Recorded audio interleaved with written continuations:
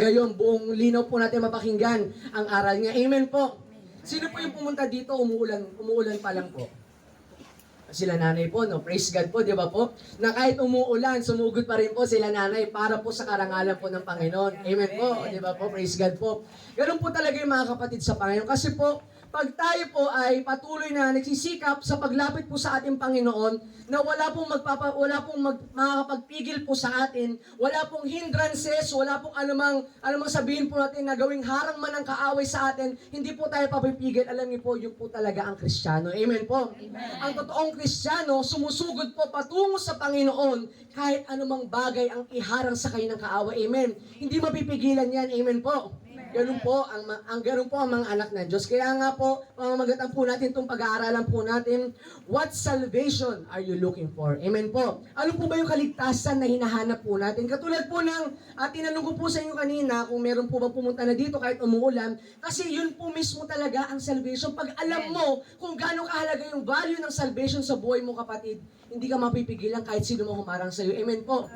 For example na lang po, nabalitaan mo na sa isang lugar, may nagbibigay ng, sabihin po natin, may nagbibigay ng ayuda, kasi ito yung common po dito, di ba? May nagbibigay ng ayuda, nalaman mo dun sa barangay na yun. Ngayon, ang daming humaharang sa iyo, huwag ka pumunta doon, ito muna gawin mo, ito muna unahin mo. Pero dahil gusto mong makuha yung bagay na yun, papapigil po ba kayo?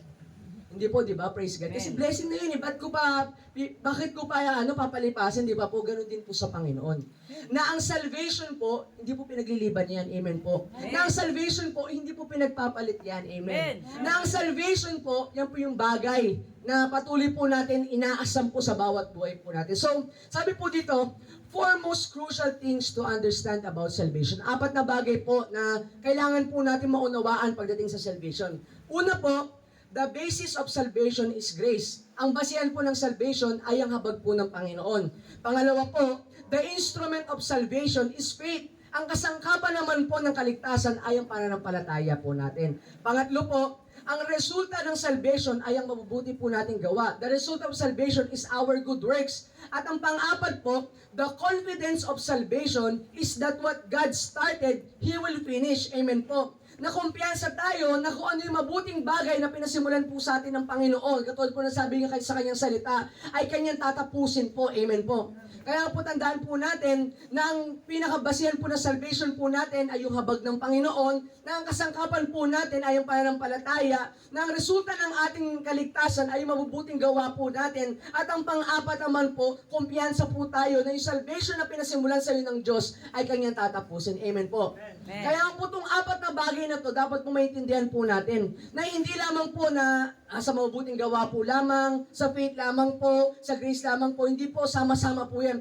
It's through grace, faith, good works, and our confidence in Jesus Christ, natatapusin niya po kung ano yung mabuting bagay na sinimulan niya po sa atin, yun po yung pinakabinabasihan po natin. Amen po.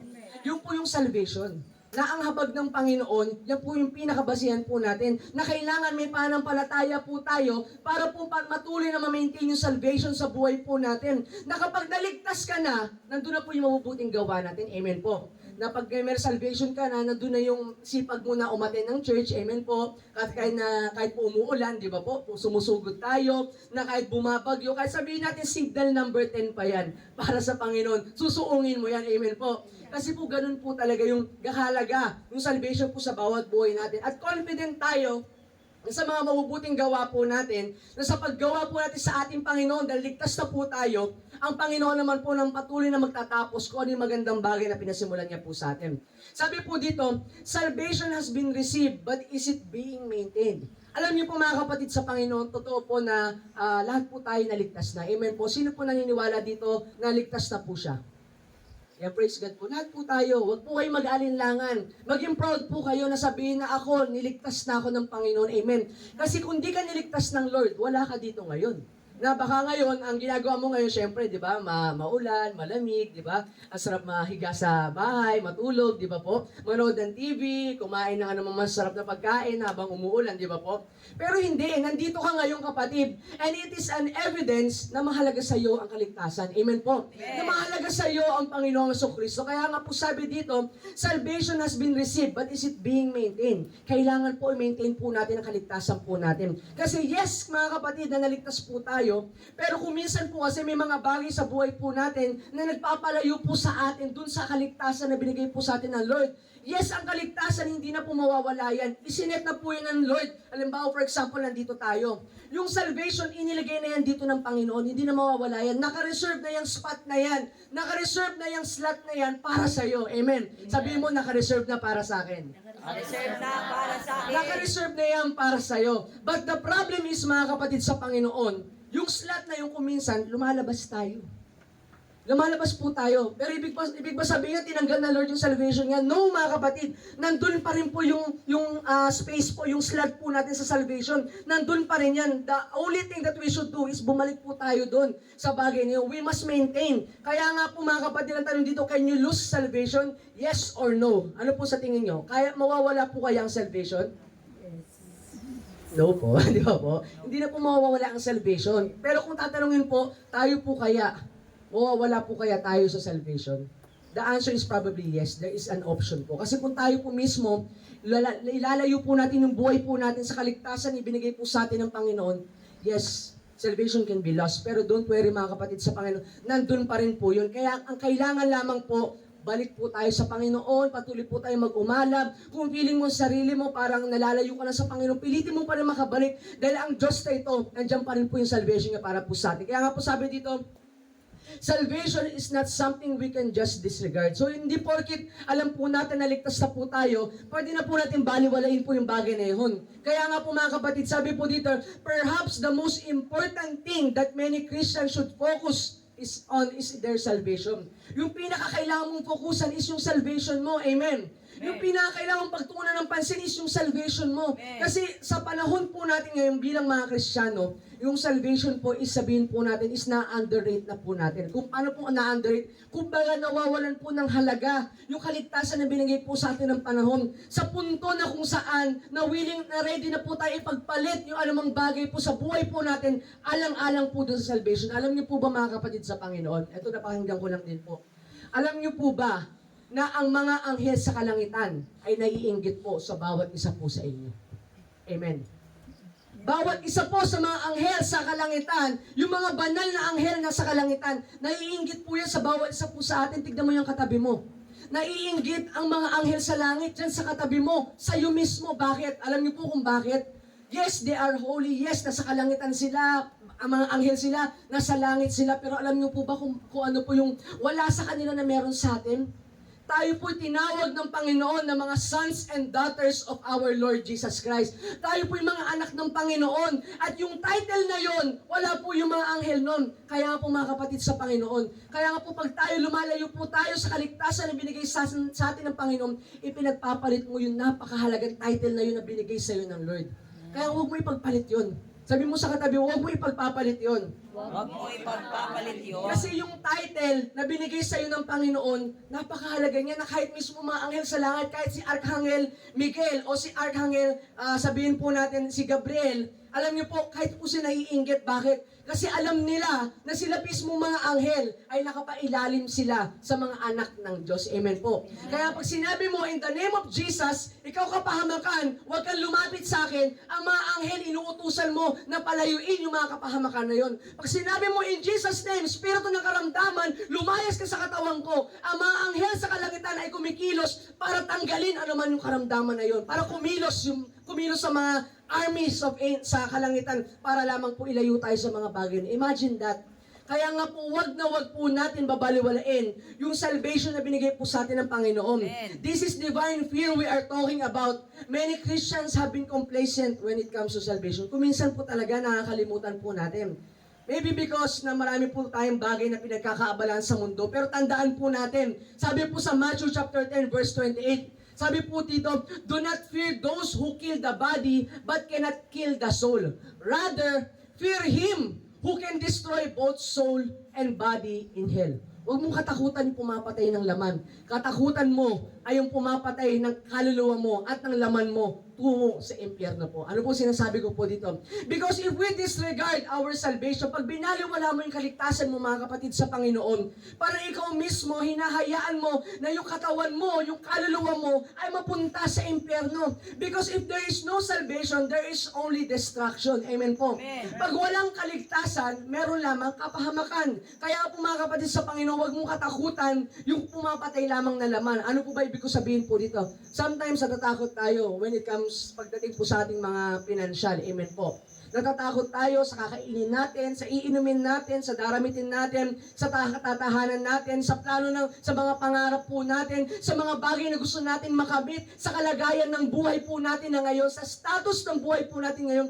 natatakot tayo. Pero hindi po natin alam na yung mga bagay na yun ay panglaman lamang po. Ito lang po yan, dito lamang sa lupa. Pero alam niyo po mga kapatid, pag lumipas po yung buhay po natin, wala na pong saysay yung mga bagay niyo. Kaya nga sinabi ng salita ng Diyos, sino po ba yung mga natatakot sa kanilang kakainin, iinumin, daramitin? Hindi po ba mga hentil lamang po na walang Diyos ang natatakot at nangangamba sa mga bagay na yun? Sabi po ng salita ng Panginoon. Kaya nga po tayo bilang mga Kristiyano, hindi na po tayo natatakot doon. Bakit? Because our main focus is our salvation. Our main focus at ang kinakatakutan po natin na yung kaluluwa po natin hindi po mapabilang sa kalangitan. Kasi imagine na lamang po, halimbawa sila nanay po, di ba po? Halimbawa sila nanay, lumipas na yung buong buhay po nila sa mundong ito. Pero lahat ng bagay na pinagdaanan po nila, nandun na po yun sa nakaraan, amen po. Pas na po yun, naganap na po yung mga bagay yun. Ang pinakakailangan, pagtuunan mo ng pansin, yung future mo saan? Dito po ba sa lupa? Hindi po. Dun sa langit. Amen. Yung true future natin ay nandun po sa kalangitan. Wala po dito sa lupa. Dahil itong lupa na ito, lilipas din po to. Kaya nga po sabi po dito, yung dalawang bagay po na kinakatakutan po na sinabi po dito sa Matthew chapter 10 verse 28. There are two fear in this verse, divine and deceiving fear. It is important that we must understand that our salvation is maintained by our obedience to the will of God.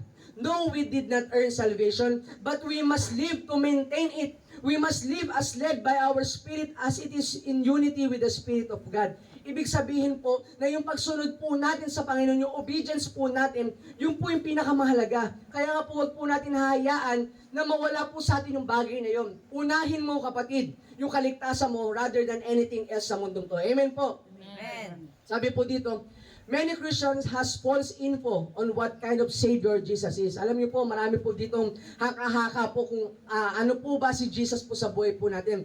They think Jesus was nailed on the cross just to be saved from worldly problems. Akala natin si Jesus napakulang sa krus ng Kalbaryo para lang ma-provide yung mga pangailangan natin dito sa lupa. Napako si Jesus sa krus ng Kalbaryo para lamang ma-provide niya yung kakainin ko, iinumin ko, para lang maligtas ako sa mga problema ko sa mundong to. No. Alam niyo mga kapatid, yung iba po, they are fixated to their physical needs to ignore the spiritual needs. Pero ang true meaning po ng pagkapako ni Jesucristo sa krus ng Kalbaryo, ang true meaning po nito ay yung kaligtasan po natin, yung kaluluwa mo, yung nandyan sa loob ng katawan mo. Alam niyo po itong katawan po natin, isa lamang po itong shell. Kasangkapan lang po ito. Hindi po ito yung mahalaga. Ito pong katawan po natin. Ang mahalaga po ay yung nasa loob. Amen po. Amen. For example na lang po, sa isang sasakyan, ano bang mahalaga sa kotse? Yung kotse o yung nagmamaneho sa loob ng kotse? May saysay po kaya yung kotse kung wala nagmamaneho? Wala po, di ba po? Amen. Walang saysay ang kotse mo kung wala magdadrive. Amen. Amen. Kahit bumili ka ng 10 kotse, 12 kotse, 100 kotse, kung wala namang magmamaneho niyan, walang silbi yan. Aalikabukin lang yan, kakalawangin lang din eventually. Kaya nga po, ganoon din po sa atin. Itong katawan natin, kung wala yung kaluluwa sa loob ng katawan po natin, wala pong silbi itong outer shell po natin. Kaya nga po, pagandahin mo yung katawan mo, ingatan mo yung katawan mo, ibigay mo lahat ng gusto ng katawan mo. Eventually po, kung yung kaluluwa naman po natin, hindi po natin iniingatan sa pamamagitan po ng paglapit natin sa Panginoon, ganoon din po, mabubulok lamang po itong katawan natin, lilipas, mamamatay, mawawasak, sabihin po natin, mabubulok. Kaya po mga kapatid sa Panginoon, pahalagahan mo kung ano yung pangangailangan ng spirito mo, ng kaluluwa mo, hindi lamang po ng laman. Amen po. Sabi po dito, things we must see after receiving salvation. Ito po yung mga kailangan po natin makita once nakuha na po natin yung salvation sa Panginoon. Sabi po dito, salvation produce transfiguration, may pagbabago. Ang meaning po ng transfiguration, a complete change of form or appearance into a more beautiful or spiritual state. May pagbabago. Amen. Sabi mo sa katabi mo, may pagbabago. May pagbabago. Kaya nga po mga kapatid sa Panginoon, lagi po yung example po ito sa atin, na kung ikaw, halimbawa, dati, sabihin natin, dati masungit ka, dati suplada ka, dati magagalitin ka, dati, alam mo, sabi nga din po ni Pastor, kung dati, wala kang pera, tapos nagwawala ka, di ba? Pag wala kang pera, wala naman yung bulsa mo, galit na galit ka, nagiinit yung ulo mo, o kaya naman, mahilig kang sabihin po natin makipag-away, mahilig kang sabihin natin na magkaroon ng kagalit sa kung saan-saan. Bilang mga Kristiyano, kailangan po binabago na po natin yun. Kung dati takot na takot ka dahil alam mo na wala ka ng makain. Kung dati mabilis ka matakot dahil wala kang daramitin. Kung natatakot ka dati na wala kang sabihin natin, lilipas sa isang araw, wala kang bigas, wala kang kakainin, natatakot ka sa mga bagay na yun. Pag Kristiyano ka na, dapat wala na po yung takot na yun. Ang nananaig na lamang po sa atin is yung pananampalataya po natin. Amen. Yung faith na lamang po natin, ang nagwawagi sa atin ay hindi yung pagkatakot. Sabihin mo, faith yung nagwawagi. Faith yung nagwawagi. Hindi yung takot po mga kapatid. Kasi yung takot, yan po yung pumapatay ng pananampalataya natin. Anong kinakatakutan natin? Takot tayo na hindi maging successful sa mundong to.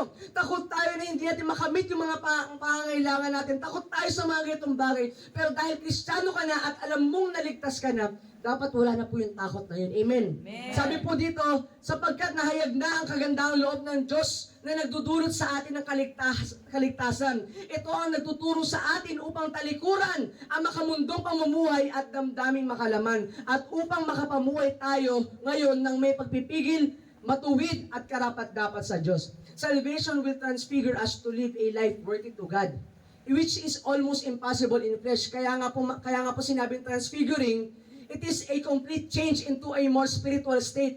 Remember what happened to Jesus? Di ba alam niyo po sa Mount of Transfiguration, nagliwanag po siya. Ano po ba ibig sabihin po sa atin yun? Tayo rin po, kailangan magliwanag din po tayo sa bawat tao sa paligid po natin. Amen.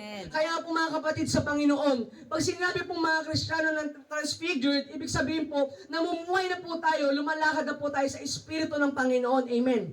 Kaya pag hindi ka lumalakad sa Espiritu ng Panginoon, doon tayo sa physical lamang po natin, hindi po tayo makakalapit sa Panginoon. Alam niyo po, si Jesus po lagi nandyan lamang po. Sa tabi mo ngayon, nandyan si Jesus ngayon.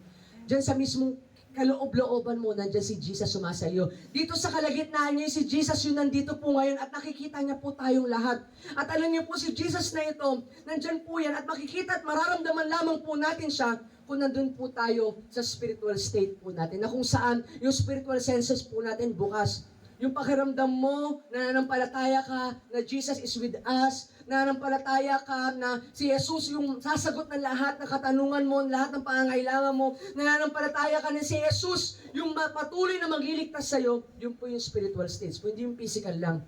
Kasi pag may takot po tayo, hindi mo mararamdaman si Jesus. Pag may reservation ka, hindi mo mararamdaman si Jesus. Kung may mga bagay kang pinagkakaabalan sa buhay mo, greater than Jesus, hindi mo siya mararamdaman. Kaya po mga kapatid sa Panginoon, we must be transfigured. Sabi po dito, salvation is the light of Jesus that must be evident to everyone who accepts the salvations from God. Bilang ikaw na tinanggap mo ang kaligtasan mula sa Panginoon, dapat po nagliliwanag na si Kristo sa buhay mo. Tignan mo yung katabi mo kung nagliliwanag. Praise God. Nagliliwanag po kaya o dumidilim na ba? So dapat nagliliwanag po tayo bilang mga anak po ng Diyos. Kasi ang isang Kristiyano na nananampalataya sa Panginoon, hindi na po yan nagdidilim. Nagliliwanag na lamang po yan. Paano po ba nagdidilim? Alam niyo po yung itsura po ng isang tao nagdidilim, parang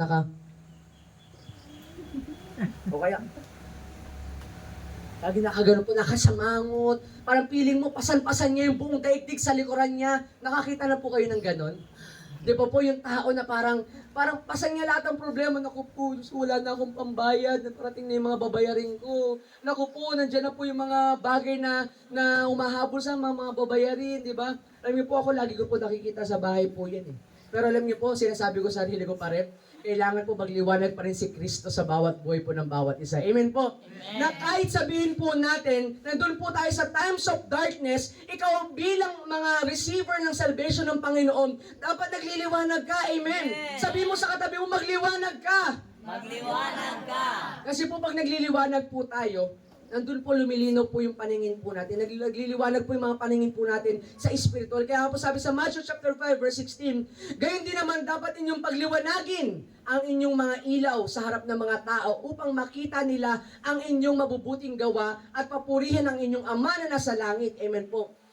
Iisipin po natin, kung sa bawat buhay po natin, yung bawat problema sa buhay po natin, ay didibdibin po natin. Talagang sabihin po natin, talagang papakiramdaman natin lahat ng bigat, lahat ng problema, lahat ng sakit, lahat ng karamdaman sa bawat buhay po natin. Pag may ibang taong nakakita sa iyo, let's say hindi mananampalataya, tingin niyo po kaya may encourage po sila na manampalataya sa Panginoon. Baka sabihin nila, ay ito ba ang naglilingkod sa Diyos? Parang ang bigat ng buhay niya. Bakit parang lagi siya nakasimangot? Bakit ba parang punong-puno siya ng problema? Ayoko na, hindi na ako magbo-born again Christian. Diyan lang palang born again Christian. Ayoko na, baka ako rin gumaging ganyan. Di ba po? Hindi po tayo makakapag-encourage. Kaya nga po sabi po dito, dapat ninyong pagliwanagian yung mga ilaw sa harap ng mga tao. Pakita mo sa mga tao na ang mga naglilingkod sa Diyos ay mananagumpay. Amen. Amen. Na ang naglilingkod sa Panginoon ay hindi natatakot sa mga bagay po dito sa mundo. Na ang naglilingkod sa Panginoon, alam niya na ipoprovide ng Diyos ang lahat po sa bawat buhay po. Kaya wala kang dapat ikatakot. Amen. Wala ka dapat ipangamba. Kailangan po magliwanag po sa atin si Yesu Cristo. Amen po. Amen. Sabi po dito, salvation must teach us reformation. Yung pagbabago po. Kasi walang saysay po. Yung paglapit natin sa Panginoon kung wala yung pagbabago. Sabi po dito, ano po ba yung mga kailangan natin baguhin? Una po is yung worldly living po natin. Yung pamumuhay po natin dito sa mundo. Salvation of God intends to separate us from the world. Kailangan po nakaseparate na po tayo. Ano po ibig sabihin nun? To turn our back from anything that is in the world. Lahat ng bagay na makamundo, lahat ng bagay na magpapalayo sa atin sa Panginoon, kailangan po mga kapatid, talikuran na po natin yung mga bagay na yun. Pero syempre po, di ba po, sabi po kanina, sabi po in other words, anything that is unrelated to God. Sabi po kanina, magliwanag tayo sa iba. Pero sabi naman po dito, talikuran natin ang kamunduhan. Paano mangyayari yun? Tatalikuran ko yung kamunduhan at the same time, kailangan ko magliwanag. Paano ko lalapit sa mga kaibigan ko, makamundo sila? Paano ko lalapit sa mga tao sa paligid ko, makamundo sila? Sabi po dito, wala din naman tao nagsisindi, sabi po sa Matthew chapter 5 verse 15, wala din naman tao nagsisindi ng ilaw at pagkatapos ay inilalagay iyon sa ilalim ng malaking takalan. Sa halip, inilalagay iyon sa talagang patungan upang matanglawan ang lahat ng nasa bahay. Meaning to say po mga kapatid, wala din po silbi po kasi, kung nag-church po tayo, Kristiyano po tayo, pero hindi naman po natin pinapahayag si Jesus Christ sa mga tao sa paligid po natin. Yes, you are a Christian, pero hindi naman po nagliliwanag. Wala din po sa isa yun. Kaya nga po, turning our back from the world means becoming the light of the world, just as Jesus did. Alam niyo po si Jesus, banal na Diyos po yan. Pero He decided to go down to earth, dito po sa mundo natin, para pagliwanagin po tayong lahat na namumuhay sa kadiliman. Na tayo po dating balot ng kasalanan, pinagliwanag po tayo ng Panginoon, bumaba po siya dito at niligtas niya po tayo, kaya kailangan tayo rin po. For example po, sa mga kaibigan po natin, sa mga co-workers po natin, sa mga tao sa paligid po natin, kapitbahay mo, kahit yung mismong kagalit mo, share the gospel of Jesus Christ. Share the light of Christ Amen. sa bawat isa po sa kanila. Ano pa po? Sabi po dito, yung worldly passion and lust. Sabi po sa 1 John chapter 2 verse 15 to 16, do not love the world or the things in the world. If anyone loves the world, the love of the Father is not in him. For all that is in the world, the desires of the flesh, the desires of the eyes, and the pride of life is not from the Father, but it is from the world. Kaya po mga kapatid sa Panginoon, pagka tayo pinamumuhay na sa Panginoon, hindi na po tayo naaabala sa mga worldly passion po natin. Paubayan na po natin yan sa Panginoon. Yung mga worldly desires mo, talikuran na po natin. Kasi if your desire is Jesus Christ, less priority na po yung mga bagay na po sa buhay po natin. Amen. Amen. Less priority na kung ano man yung mga pangarap mo. Bakit? Kasi may bagong pangarap ka na. Kaya nga po sinabi ni Pablo po, itinuro niya ng basura, itinuro niya ng walang saysay ang lahat ng bagay. Sa paligid niya, kapalit ng mas mahalaga. Ano po yung pagkakilala niya kay Jesus Christ. Amen. Kaya nga po ang paghahari ng Diyos ay katulad din po ng isang talinhagang ito, na isang tao, naghukay po siya sa isang bukirin at nakita niya yung kayamanan sa ilalim ng lupa. Ano ginawa niya? Tinabunan niya ulit yung kayamanan na yun. Umuwi siya, binenta niya lahat ng ari-arian niya para lang niya mabili yung lupa na yun na nagko-contain ng kayamanan na yun. Ganun din po sa atin. Kung gusto mo pagharian ka ng Panginoon, dapat willing ka to let go every worldly passion and lust that you have, kapalit ng mas mahalaga, which is yung pagkakilala sa ating Panginoon sa Kristo. Amen po. Amen. Sabi po dito, these are the intangible force that hinders us to have a godly living. Ito po yung pumipigil po sa atin. Kung ikaw sa oras na ito, feeling mo na parang mahina yung spirito mo, kung feeling mo sa oras na ito, parang struggle ka sa spiritual journey mo, mga kapatid sa Panginoon, baka po ito po yung nagiging hadlang po sa bawat isa po sa atin. Kaya kinakailangan po, mga kapatid sa Panginoon, unahin mo ang Panginoon sa buhay mo. Unahin mo si Jesucristo. Dahil pag inuna mo si Jesucristo, uunahin ka rin niya. Amen po. The problem is kasi ganito po mga kapatid. We want God na unahin po tayo, pero hindi naman po natin sinusuklian yung Panginoon, yung gusto ng Panginoon sa bawat isa po sa atin. Kaya nga po kung gusto mo mga kapatid, na patuloy na pagharian ka ng Panginoon, learn to obey, prioritize, and higit sa lahat, pagharian ka ng Panginoon sa buhay mo. Sabi po dito, to live with righteousness and self-control. Isa po sa mga kinakailangan po natin. Sabi po dito sa mga gawa, 24 verse 24, chapter 24 verse 24 to 25. Ito po yung story po na kung saan si Pablo po ay nahuli po siya dahil sa pangangalan sa salita ng Diyos. Ngayon po, iniharap po siya kay Felix. Sabi po dito, makaraan ng ilang araw, dumating si Felix kasama ang asawa niyang si Drusilla na isang Hudyo. Ipinatawag niya si Pablo at pinakinggan ang sinasabi nito tungkol sa pananalig kay Kristo Jesus. Ito po yun. Ngunit na magpatuloy si Pablo sa pagsasalita tungkol sa pagiging matuwid, pagpipigil sa sarili, at sa darating na paghukom, natakot si Felix. Kaya't sinabi niya, makakaalis ka na, ipapatawag kitang muli kapag may panahon na ako. Many respond like Felix, natatakot, and they avoid when the words are hitting them, not knowing that it will lead them towards salvation. Kasi po si Jesucristo, hinuli po siya, si Pablo po, hinuli po siya dahil sa pangaral po na mabuting balita. Ngayon po, iniharap po siya kay Felix, isa pong taong may katungkulan po. Ngayon po, pinakinggan niya yung sinishare ni Pablo po about Jesus Christ. Ngayon, habang sinisharean siya ni Pablo, na sabi po dito, yung pagpipigil sa sarili, yung parating na si Jesus, parating na yung paghukom ng Panginoon, yung paglakad sa matuwid, natakot si Felix. Sabi nga, ay, hindi ko pwedeng talikuran to. Hindi ko pwedeng bitawan to. Kailangan ko to. Kasi para sa akin, ito yung buhay ko eh. Bakit ko bibitawan? Natakot siya. Kaya sabi niya, sige, makakaalis ka na, papatawag na lang kita. Natakot siya. Hindi niya alam na kapag nireceive niya yung mga sinasabi sa kanya ni Paul nung time na yun, magkakaroon sana siya ng kaligtasan. Save sana siya. Pero ang problema po kasi mga kapatid sa Panginoon, natakot po siya. Parang sa atin po, to be honest lamang po mga kapatid. Sometimes, pagka narinig na po natin yung mga bagay na talagang tatama po sa atin, mostly parang nagre-respond po tayo parang si Felix. May iwas tayo, tinatalikuran natin, hindi na natin pinapahalagahan yung salvation sa buhay po natin, natatakot tayo. Pero sinasabi ko po sa inyo kapatid, wala kang dapat ikatakot. Sabi mo sa katabi mo, wala kang dapat ikatakot.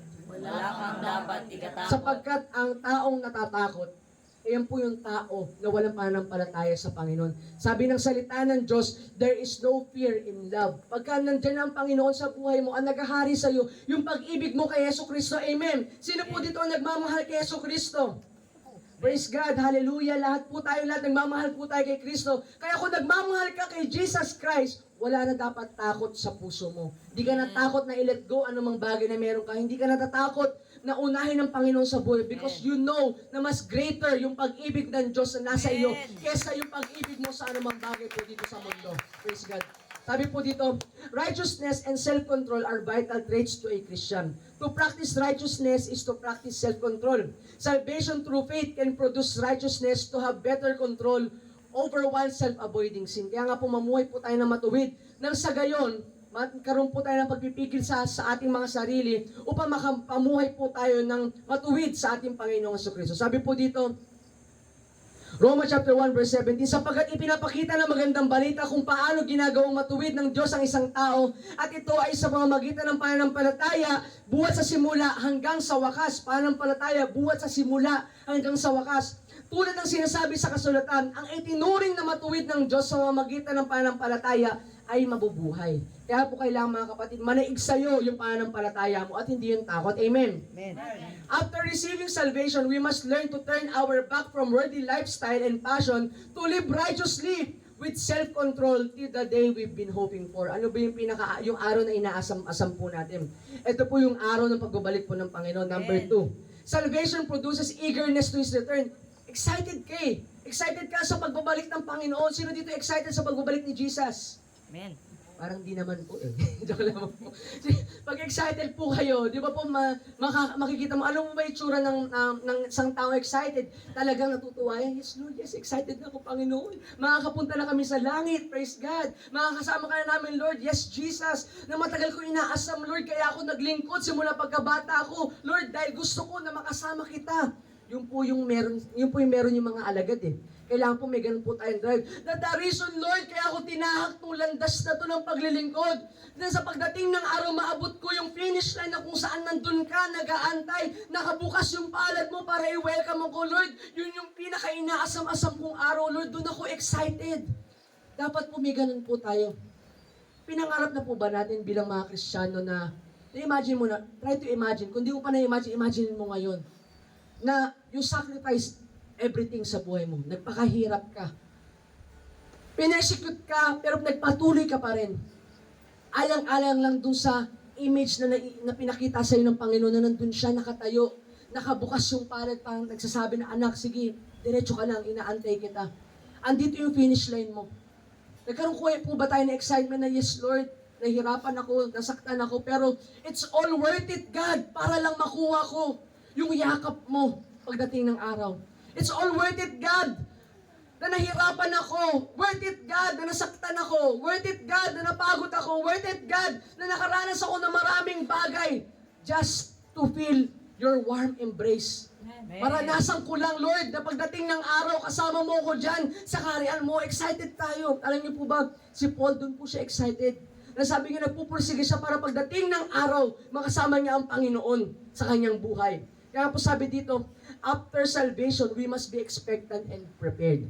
Know that we must not expect heaven or glory, but Jesus Himself, face to face, closer than ever. Kung sa panahon, sa oras na ito, kung ngayon parang feeling mo ang layo-layo ng Panginoon sa buhay mo, parang sa oras na ito, mas nararamdaman mo yung problema, mas nararamdaman mo yung mga pagsubok ng buhay, mas nararamdaman mo ang karamdaman. Kapatid, dapat magdiwang ka na kailangan mo ipursige na makasama mo yung Panginoon sa buhay mo, na magkaroon ka ng excitement na pagdating ng araw, sabi po dito, face to face, closer than ever with Jesus. Yung talagang malapit. Yung tipong talagang, ngayon di ba, andyan si Jesus, pero through our physical body, hindi natin siya mayakap. Pero pagdating ng araw, pagkatipas ng buhay po natin dito sa mundo, yung buhay na itong katawang makalupa po natin papalitan ng katawang banal, o yung glorified body na kung saan talaga mayayakap mo si Jesus, mararamdaman mo talaga yung warm embrace niya, yung init mismo ni Christ, mararamdaman mo sa buhay mo. Kapatid, maging excited ka doon. Don't be excited na nasa langit ka. Don't be excited na mapaparangalan ka sa langit. Don't be excited sa mga bagay na yun. Kapatid, maging excited ka na makasama si Jesus sa buhay mo. Amen. Hindi naman po tayo naglingkod sa Panginoon just for heaven. Naglingkod po tayo for Jesus. Hindi po tayo naglingkod sa Panginoon, nagpakahirap para lamang po makalusot po tayo sa kalangitan, makalusot po tayo sa impyerno, para malayo lamang po tayo sa impyerno. Hindi tayo naglingkod sa Diyos para lang hindi ako maimpyerno. No, mali po 'yon. Na kaya ako naglingkod kasi ayaw ko maimpyerno, mali po 'yon. Naglingkod ako dahil gusto ko mapunta sa langit, mali din po 'yon. Naglingkod ka kasi alam mo dapat paglingkuran si Jesus, na pagdating ng araw, gusto mo kasama ka rin niya dun sa kaharian, sa kalangitan. Akbay-akbay kayong magkasama, kapatid. Sabihin sa'yo ng Panginoon, anak, well done, my good and faithful servant. Amen. Yung pagdating ng araw, marinig mo yung bagay. Alam niyo po, kung tanawin po natin lahat ng pinagdaanan natin sa paglilingkod po, sa paglapit natin sa Panginoon, the moment you receive Jesus, kailangan po wag po natin makalimutan yung bagay na yun. Sabi po dito, a man that has received salvation will always be on the lookout. Nagbabantay po yan. He will never be distracted by the things going on. He will never be knocked down from waiting. He will continue to strive to have a godly living while waiting. Kaya po ang taong nag-aantay ng kaligtasan po sa Panginoon, ang taong palang nakareceive ng kaligtasan mula sa Panginoon, laging nagbabantay po yan. Hindi siya nadidistract sa mga nangyayari sa buhay niya. Hindi siya nabubuwag habang naghihintay sa Panginoon. Hindi po siya naitataboy ng mga bagay po sa buhay po niya. He will continue to strive to have a godly living while waiting. Nagsusumikap po yan na mamuhay ng banal, mamuhay ng karapat-dapat sa Panginoon hanggang sa pagdating ng Panginoon sa mundo po natin ito. Sabi po dito, Tito chapter 2 verse 14, He who gave Himself to us to redeem us from all wickedness and to purify for Himself a people that are His very own, eager to do what is good. Jesus gave, which means it was voluntary. He gave Himself, which means Jesus gave all He could give, and He gave Himself for us, which means Jesus was given as a substitute for sinful man that He might redeem us. Redemption means to be bought out of slavery by the paying of a ransom. We are bought out of our slavery to sin and purchased for His service. Tayo po ay binayaran, niredeem ng Panginoon para po makapaglingkod po tayo sa Kanya. Kaya po wag po natin pagpalit yun. Lastly, number 3, we are saved to become one of His people for good works. Tinawag ka ng Panginoon para sa Kanya mabubuting gawa. Ipahayag mo ang lahat ng ito at gamitin mo ang iyong kapangyarihan sa pagpapalakas ng loob at pagsaway sa iyong mga tagapakinig. Huwag mong hayaang hamakin kanino man. Sabi po dito, ganito ang inutos sa amin, sabi po sa Gawa chapter 13 verse 47 to 49, ganito ang inuutos sa amin ng Panginoon. Iniligay kitang liwanag sa mga hintil upang maipangaral mo ang kaligtasan hanggang sa dulo ng daigdig. Nang marinig ng mga hintil ang mga salitang iyon, sila'y nagalak at nagpuri sa Panginoon dahil sa salita niya. At sumampalataya ang lahat ng hinirang para sa buhay na walang hanggan, kaya't lumaganap sa buong lupain ang salita ng Panginoon. Alam niyo po mga kapatid, sa panahon tungkulin din po natin yun.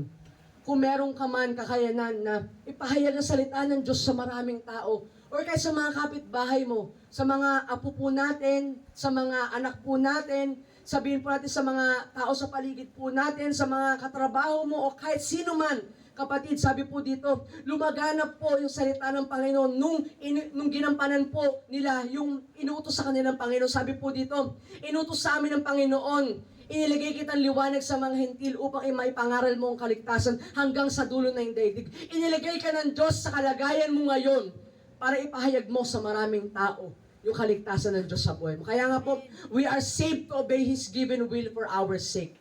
Galatians chapter 5 verse 16, so I say, walk by the Spirit and you will not gratify the desires of the flesh. Kung nag-i-struggle ka sa mga bagay na makalaman, di mo mapigilan yung mga bagay sa flesh mo. Ang solusyon po dyan is to walk by the Spirit. Lumakad ka sa Espiritu, pilitin mong manampalataya sa Panginoon, pilitin mong ipahayag yung magandang balita sa maraming tao. Kung doubted ka, tanggalin mo yung doubt mo, palitan mo ng pananampalataya. Kung natatakot ka, tanggalin mo yung fear mo, palitan mo ng pagsampalataya mo sa Panginoon. Kung sabihin po natin nag-aalinlangan, tanggalin mo yung pag-aalinlangan mo, palitan mo yan ng courage na ipangaral ang salita ng Diyos sa maraming tao. Kasi po mga kapatid, yun po yung mission po natin. Sabi po dito, salvation is like the heart in our bodies. Parang yung puso daw po sa katawan po natin. When we are obedient to the ways of God, the heart beats. Pag sumusunod po tayo sa Panginoon, tumitibok po yung puso at nabubuhay po tayo. Ang disobedience naman po is like a heart attack. The heart stops, and if the heart is not resuscitated, we die. Mamatay po tayo. Kaya nga po, yung disobedient po natin sa Panginoon, hindi po natin pagsunod sa inuutos po sa atin ng Panginoon, parang spiritual heart attack yan. Mamamatay. Titigil. Kaya nga po, ano po kinakailangan? Kailangan ma-resuscitate. Ibig sabihin po, maibuhay, ma-CPR po kumbaga. Repentance of sin is like resuscitating the heart. Yung parang po binubuhay po yung puso po natin. To resuscitate our salvation, we must confess to God that we have sinned and truly regret the action that caused the disobedience of our spiritual heart attack. Kaya nga po kung feeling mo sa buhay mo na parang you are being disobedient to God, just repent para tumibok ulit yung Espiritu ng Panginoon sa buhay mo. Sabi nga po dito sa Micah chapter 2 verse 18, Micah chapter 7 verse 18 to 20, sabi po dito, "Who is a God like you, who pardons sin and forgives the transgression of the remnant of his inheritance? You do not stay angry forever, but delight to show mercy. You will again have compassion on us. You will tread our sins underfoot and hurl all our iniquities into the depths of the sea. You will be faithful to Jacob and show love to Abraham as you pledged an oath to our ancestors in days long ago." Ano po ibig sabihin po na to? Sabi po dito sa Tagalog po, kung babasahin po natin, nasa po ito, basahin po natin kung may mga Bible po na tayo. Buksan po natin sa Micah chapter 7 verse 18 to 20. Micah chapter 7 verse 18 to 20. Say amen po kung nandiyan na po tayo. Amen.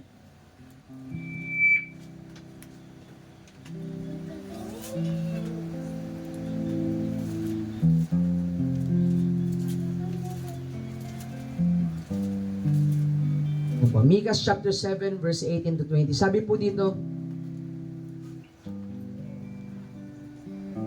wala nang ibang Diyos na tulad mo, O Yahweh. Pinapatawad mo ang mga kasalanan ng mga nakaligtas sa bayan mong pinili. Hindi na nanatili ang iyong galit magpakailanman. Sa halip ay ipinadarama mo sa kanila ang tapat mong pag-ibig. Muli mo kaming kaawaan, tatapakan mo ang aming mga kasalanan at ihahagis sa kalaliman ng dagat. Patunayan mo ang iyong katapatan sa bayan ni Jacob at ang iyong pag-ibig sa angkan ni Abraham, gaya ng inyong ipinangako sa aming mga ninuno mula pa nung unang panahon. Tayo po ay kabilang sa lipi po ni Abraham once na tinanggap po natin si Jesus.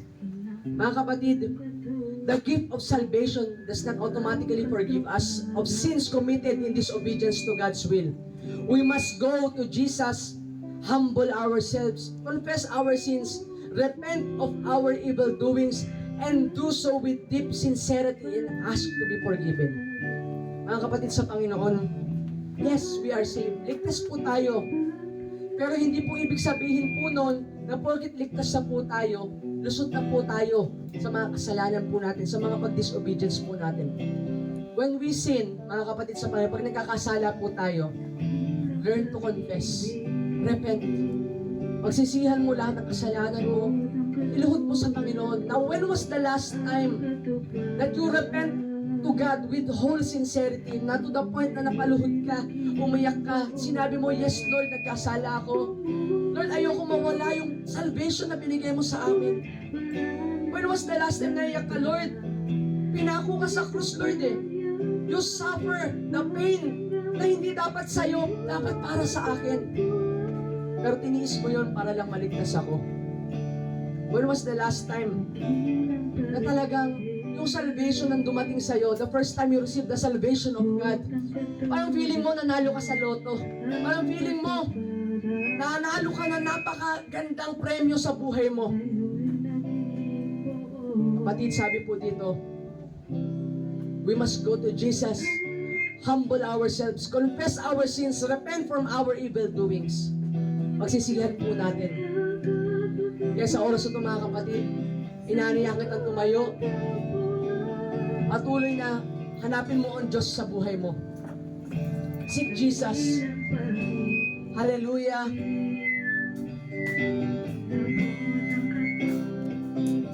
Panginoon, tinatawag namin ang banal na presensya mo sa lugar na ito. Lord, bagamat sa maliit na bilang, O God, alam po namin, Panginoon, na nandito ka para sa mga tao ito. Na nandito ngayon at nakikinig ang salita mo. And Lord, we repent, O God, nagsisisi kami, Panginoon, sa aming mga kasalanan. Sa oras na ito, Panginoon Jesus, O God, hinihingi namin ng tawad. Lord, lahat ng pagkakasala, lahat, O God, Lord, ng transgression namin, Lord, inaamin namin, Panginoon, na nagkulang kami. Inaamin namin, Panginoon, that we have disobedience in our life. Pero Panginoon, Lord, ipapasalamat po rin kami, O God. Sapagat po na sinabi mo, sinong Diyos na katulad mo na nagpapatawa? Sinong Diyos na katulad mo na laging bukas ang palad para sa amin? Sinong Diyos na katulad mo na patuloy na umalapit sa amin? Iyayakap kami.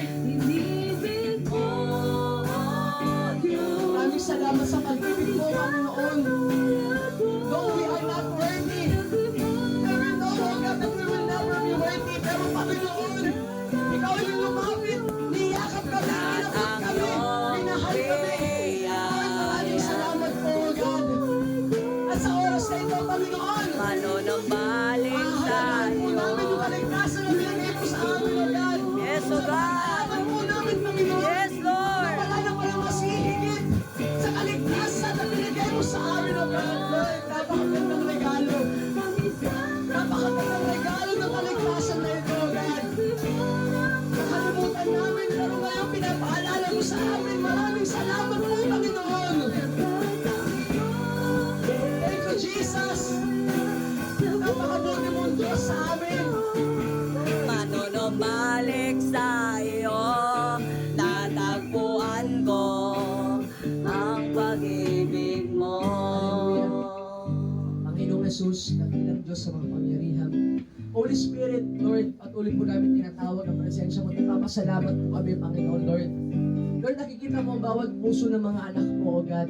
At nakikita mo rin, Panginoong Jesus, O God, Lord, ang lahat, O God, lahat sa amin, Panginoon. Wala kami may tatago sa iyo, Panginoon. You are an omniscient God, O God. Nakikita mo ang lahat. At sa oras na ito, Panginoong Jesus, Lord, patuloy mo siya sa atin ang bawat puso po namin, O God. Lord, patuloy kang maghari, O God, Lord. At tanggalin mo, Panginoon, Lord, ano mang bagay na hindi nararapat sa iyo sa aming mga puso. Tanggalin mo, Panginoon, Lord. Pinahihintulutan ka namin, O God. Pakilamon mo ang puso namin, Yes, ang Lord. isip namin, ang espiritu mo namin, O God, Lord. Malaya po namin ito sinusuko sa iyo, O God. Lord, right now, Panginoon, Lord, nakataas, O God, ang aming mga kamay bilang senyas, O God, ang pagsuko namin, Panginoon, sa lahat ng ito, Lord God, that we allow, O Lord, na pakialaman mo ang buhay po namin, Amen. O God, Lord, tinataas namin sa iyo ang kamay po namin, Lord God, as a sign, O God, na Lord, hindi na po kami lalayo at patuloy ko na po ang Diyos ang ibigin namin. Maraming salamat po, Panginoon, Lord, sa hapon ito, Lord God. Lord, ikaw na po ang Diyos sa patuloy na maghari, Panginoong Jesus, O God, sa bawat isa po sa amin, Lord God. Ang mga narinig po namin aral, Lord God, patuloy na itarang po ito sa bawat puso po namin, Lord God. And right now, O God, we claim, O Lord, ikaw na po ang Diyos, ang patuloy na maghahari sa bawat isa po sa amin. Maraming salamat po, Panginoon, Lord. Pagpalayan mo mga anak mo na nandito, Lord God, ang pagkakilala sa iyo, Lord God. Pagpalayan mo sila ng grabing intimacy pagdating sa iyo, Panginoong Jesus, O God. And right now, Panginoon, kiniklaim po namin, O God, Lord, ikaw na po ang Diyos sa patuloy naghahari sa bawat isa. Maraming salamat po, Panginoon. Patuloy ka namin tinataas, pinupul, pinarangalan in Jesus' name. Amen. Amen. Praise God po. Purihin po natin ang Panginoon.